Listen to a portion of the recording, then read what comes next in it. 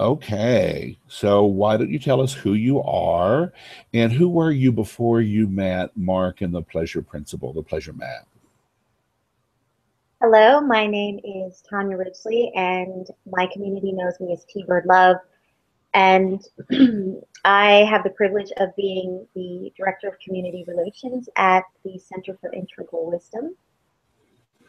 And when I think about who I was before I met Mark Goffney and came into contact with this whole pleasure course, I feel like I was this free spirit, creative person wanting to create bigger contribution in the world. Um, but felt like I was, in some ways, had a community, but I was doing it all on my own. I was going the hard way. And what do I mean by the hard way? A belief that I have to work really hard, and sometimes have to do things by myself to get it done right. um, and um, and that I was going to do whatever it took, including at times burning out. And that's not really who I wanted to be, but I realized as I continue to wake up and grow up and have to show up, I see that that's actually who I've been. I had a lot of great qualities. I've succeeded to a certain level of things, but it was like staying at that sort of level of who I was being, be all by myself, independent, do it all on my own, make it happen, was exhausting. And I realized if I was really going to create the kind of impact um, and see the person who I wanted to become, that that had to change because I would start disappearing or I start to beat myself up because I wasn't doing enough. Right. Okay. Well, now, since you've been introduced to the pleasure map and the levels of 6 levels of pleasure, and you find yourself working at the center, the third level is the pleasure of working for a cause, standing for a cause. So, talk to us about what it means to be in the whirlwind of the center and yet grounded in pleasure within your body and in service to a greater cause. So when I met Mark and stepped into the position of working at the center and understanding more of the Dharma of allowing pleasure into my life, two things happened. One, there was an interesting connection where when I met Mark, I was totally blown away. Like, oh my God, this person speaks and expresses the way that I feel on the inside.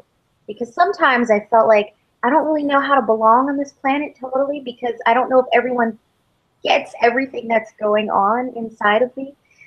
As a free spirit, as someone who loves pleasure, who loves beauty and experiences things and kind of jumps into things and takes unique risks to experience life. Um, but I felt like in some ways that I was kind of misunderstood in the world and certain paths that I had taken. You know, I've had a spiritual practice for many, many, many years. I feel like I've been on a path of self mastery. I've done vision quest. I've done meditations. I've been a sun dancer. I've Reiki, all, you name it. And and when I met him, in the way that he was so expressive, he was like this spiritual artist. And it was sort of like spirit was talking to me through him. And I felt like, oh my God, I found my tribe. I found this tribe that's not stuck in sort of a dogmatic freeze frame that sort of, in many ways, I feel like I go into tradition, which is beautiful, and then I step out of tradition and combine it with other things and make it my own. Like I feel like I'm constantly creating. And so I felt like I found this home in meeting him and then being introduced to the Dharma that he weaves into the world. Wow, there's a place where I can belong. I don't have to, be smaller than the parts of myself that I actually really want to express, but kind of hide away from the world because maybe it's too out or risque or pleasurable for them. So that was the first thing was I felt like, wow, I found a home. And I felt like this is this is me. Then as I got deeper into working for the center, there was something that's the first time I ever heard it, I was blown away. Mark said something about the opposite of pleasure is comfort. The opposite of pleasure is comfort. What? So when I took that in, I was amazed by when you get too comfortable, and I'll put it in the eye, when I get too comfortable in my life, when everything gets too comfortable, I stop growing. And we were looking at pleasure in the context of growth. If you stop growing, you cut off the ability to experience pleasure. So I was looking at that in my life, and as a person who is very creative and who's always kind of, stepping into the new and wanting to weave the new, I also had to go through what we call unique risk. And I was called upon to step up in a certain type of leadership that I hadn't been before, working with the center and taking on new skill sets, as well as developing some that I knew how to do, but they weren't my strong suits, and really sort of take on a unique risk in a counterintuitive way to really, I believe, become a whole person, because there was a unique need that only I could fill. And finding the pleasure in that,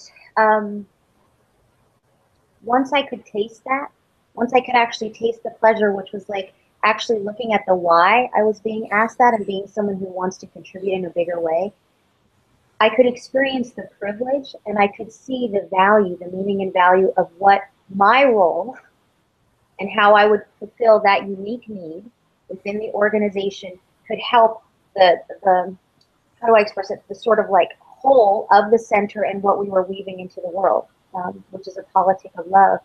And so I had to put down any monkey mind, any discomfort, any resistance towards being uncomfortable in terms of experiencing growth, to really stick with my commitment, my devotion of weaving love into the world. And so I found that working for the center in many ways is like a dojo.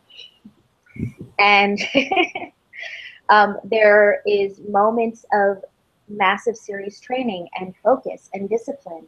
But the pleasure of experiencing my own growth and seeing how, as I can surrender to allowing, Mark talks about allowing the evolutionary impulse to move through you, to move through me instead of falling into pseudo-eros, where then I'm kind of like, this is uncomfortable and monkey mind, where it's more like I'm becoming a vessel for the bigger need. And I take the time to begin to actually find myself and see who I actually am, especially in those moments of growth, moving out of the discomfort into the pleasure of, wow, look at actually what I'm creating.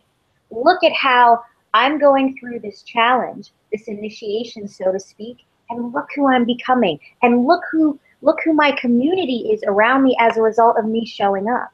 So it no longer was about, oh, I'm only going to do what I'm really good at. It was like, I'm going to show up in the best way I possibly can.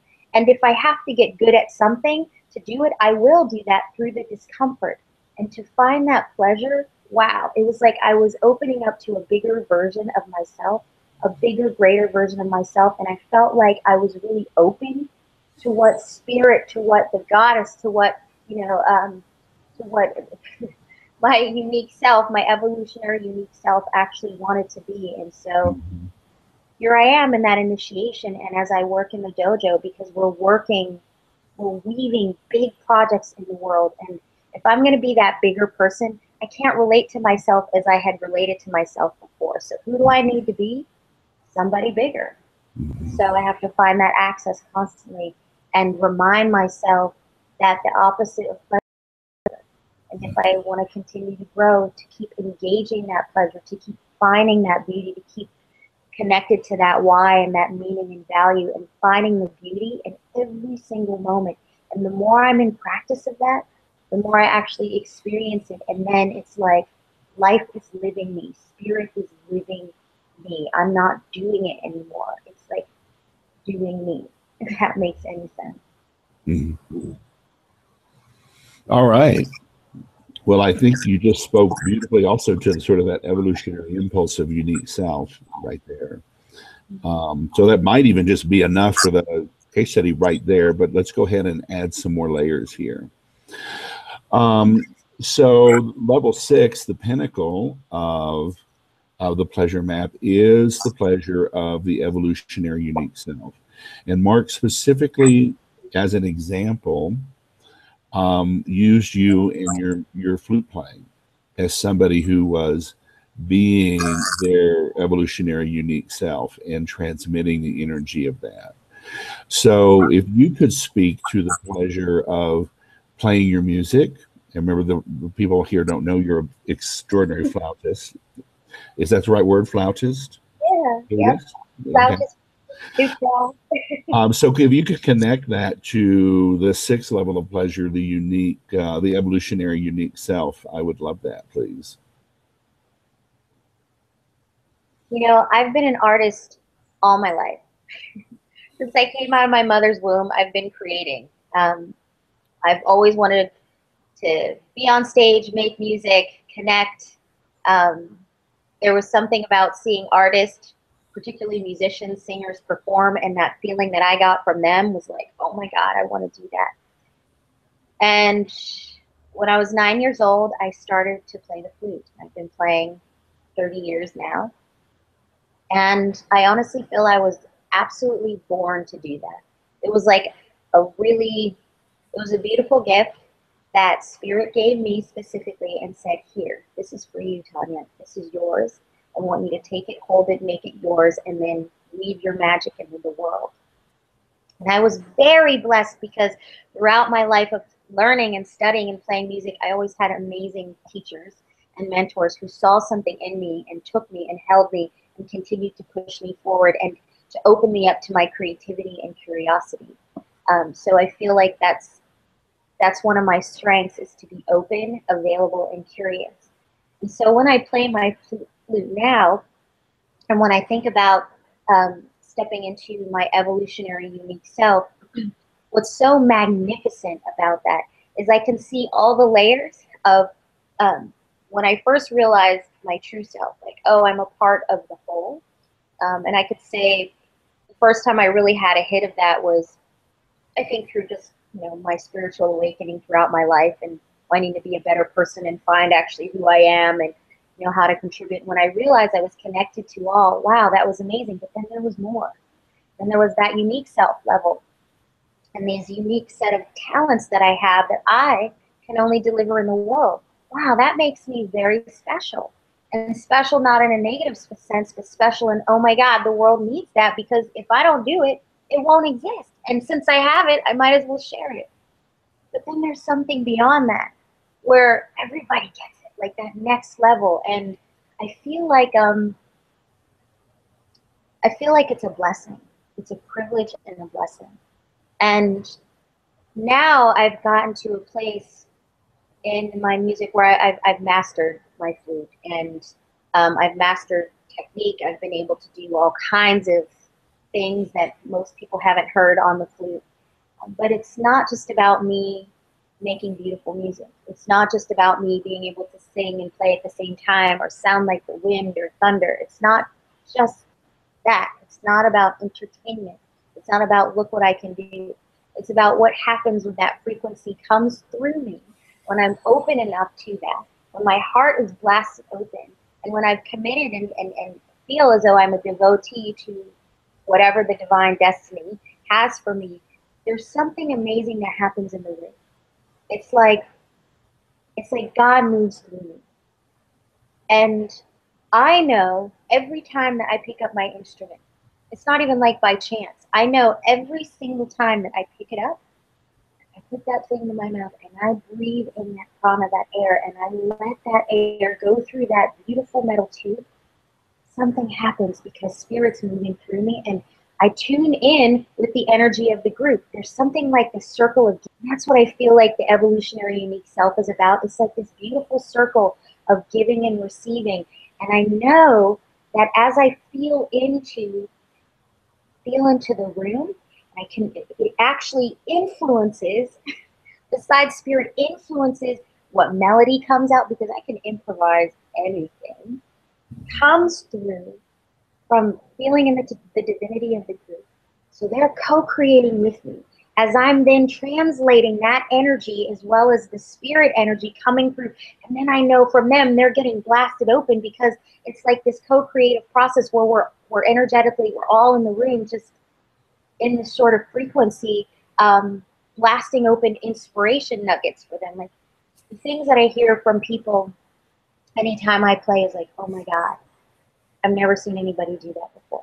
How do you do that? Oh my God, I felt like I was, traveling in space, or I was in the jungle, or, oh, I had this memory, and, oh, I used to do that, and I haven't done that in a long time, and I feel like I want to do it again. And it's like these hits of awakening happen, and I feel like that's why I was born to play the flute. Not because, I can play etudes really well, or I can, do all my magic on there, but to actually inspire people to wake up, to feel more, to experience more beauty, to experience more of their own raw energy, to be inspired to be more creative, to step more into their unique self, to feel like how they're connected to more of all that is, and to step into that next level of evolutionary unique self. And I feel it's just an amazing gift for me to know that I have that talent, and that happens every time I play. I see it in people's eyes. People cry. People tell me stories. People go out and reconnect with people they haven't spoken to in a long time. They pick up things they haven't done in a long time, or try something they haven't done. And it's a privilege, and I love being in divine service in that way. That's what picks me up in the morning.